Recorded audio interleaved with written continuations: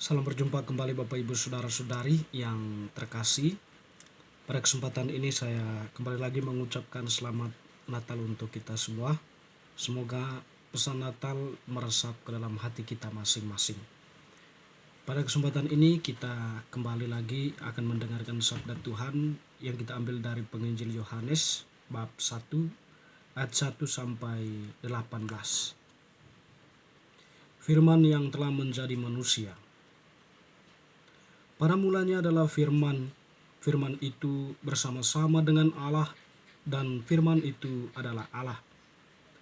Ia pada mulanya bersama-sama dengan Allah. Segala sesuatu dijadikan oleh Dia, dan tanpa Dia tidak ada suatu pun yang telah jadi dari segala yang telah dijadikan. Dalam Dia ada hidup, dan hidup itu adalah terang manusia. Terang itu bercahaya di dalam kegelapan, dan kegelapan itu tidak menguasainya. Datanglah seorang yang diutus Allah, namanya Yohanes. Ia datang sebagai saksi untuk memberi kesaksian tentang terang itu, supaya oleh dia semua orang menjadi percaya. Ia bukan terang itu, tetapi ia harus memberikan kesaksian tentang terang itu. Terang yang sesungguhnya yang menerangi setiap orang sedang datang ke dalam dunia. Ia telah ada di dalam dunia, dan dunia dijadikan olehnya, tetapi dunia tidak mengenalnya. Ia datang kepada milik kepunyaannya, tetapi orang-orang kepunyaannya tidak menerimanya. Tetapi semua orang yang menerimanya diberinya kuasa, supaya mereka diberinya kuasa menjadi anak-anak Allah, yaitu mereka yang percaya dalam namanya.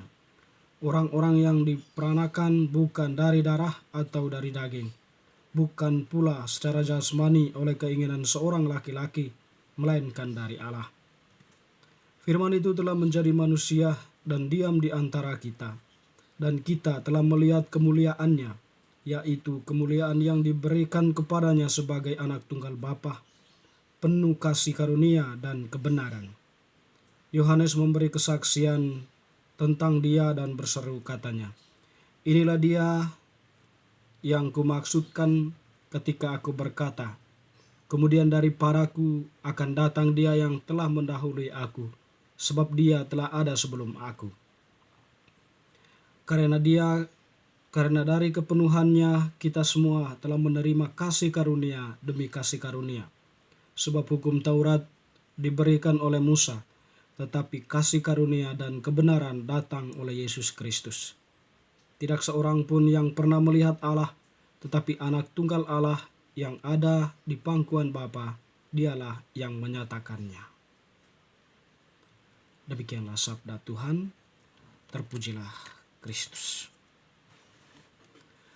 Bapak Ibu Saudara-saudari yang terkasih, penginjil Yohanes yang telah kita dengarkan tadi menampilkan kepada kita atau bercerita yang memberikan kesaksian tentang sabda Allah yang menjadi manusia, sabda Allah yang menjelma menjadi manusia.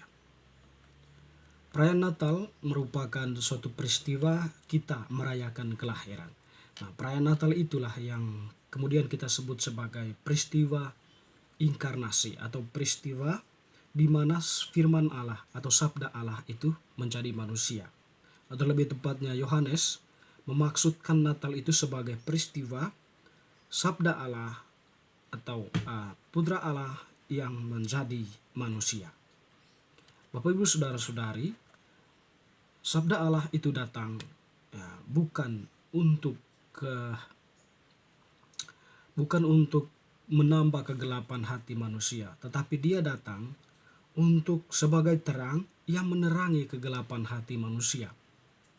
Dan karena itu, kedatangan sabda Allah atau sabda Allah yang menjelma menjadi manusia dalam diri Yesus itu datang untuk kemudian memberikan manusia tentang makna kebenaran Allah sendiri, atau tentang kebenaran Allah sendiri kepada manusia, sehingga manusia itu setidaknya mempunyai modal, mempunyai kekuatan untuk melangkah dalam iman, bisa mencapai tanah surgawi atau bisa mencapai kehidupan yang kekal. Singkat kata kita mengatakan peristiwa sabda Allah menjadi manusia itu merupakan sebuah peristiwa agung bagi manusia, di mana sang terang itu atau Yesus yang datang itu membantu manusia atau memberikan kepada manusia sebuah referensi kehidupan, di mana dengan itu manusia bertindak dalam kebenaran yang diberitakan oleh Yesus sendiri, yang tentunya adalah kebenaran Allah. Dengan kebenaran itu manusia bisa memahami atau memperoleh suatu kekuatan untuk berharap, untuk melangkah lebih baik, untuk tidak terjebak dalam ketakutan, tetapi berani melangkah dalam kebenaran itu untuk mencapai apa yang dia harapkan dalam iman. Tentunya adalah kehidupan yang penuh damai, kehidupan yang penuh sukacita, dan juga tentunya pada akhirnya harapan akan kehidupan yang kekal. Yohanes juga melukiskan tadi atau memberikan deskripsi atau menceritakan kepada kita keberadaan Yohanes Pembaptis. Jadi di situ Yohanes tetap melukiskan bagaimana peristiwa kelahiran kedatangan Tuhan itu.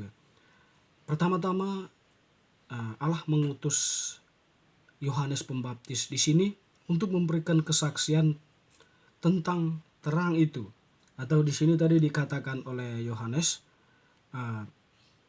Jadi Yohanes itu diutus mendahului sang terang atau mendahului Yesus untuk memberi kesaksian tentang dia.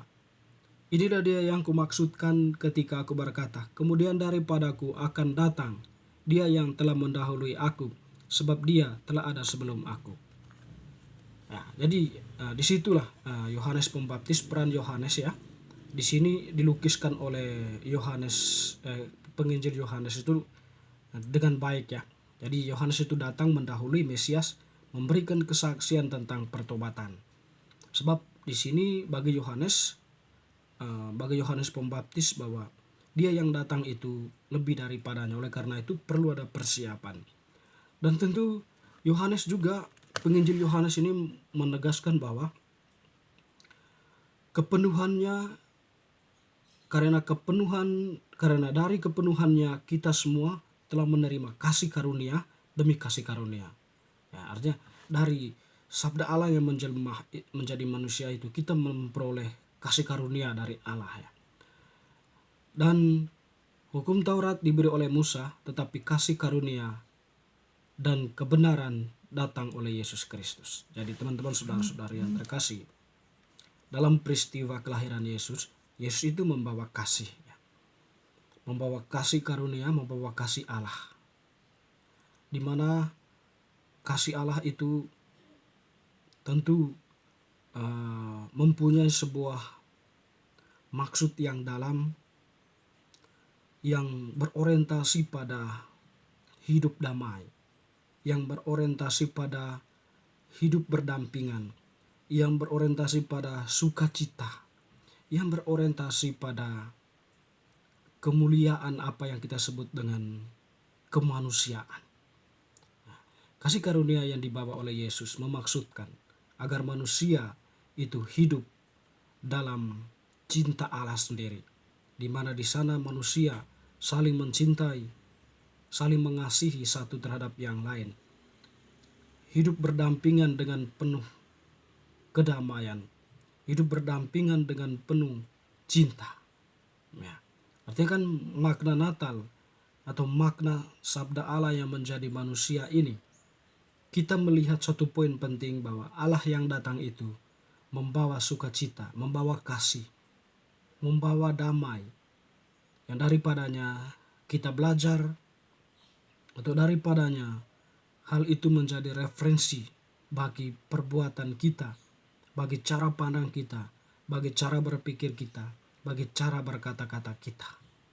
Dengan demikian Natal itu menjadi makna yang penting untuk kita, dan tentunya yang diharapkan adalah pesan Natal, makna Natal itu meresap ke dalam hati kita. Sabda Allah menjadi manusia dengan tujuan menyelamatkan kita dari kegelapan berpikir, kegelapan bertindak kita, kegelapan berperasaan kita. Semoga Natal ini membuka kembali ruang kegelapan hati kita di dalam terang untuk bertindak sesuai dengan apa yang menjadi kebenaran Allah sendiri. Semoga. Amin.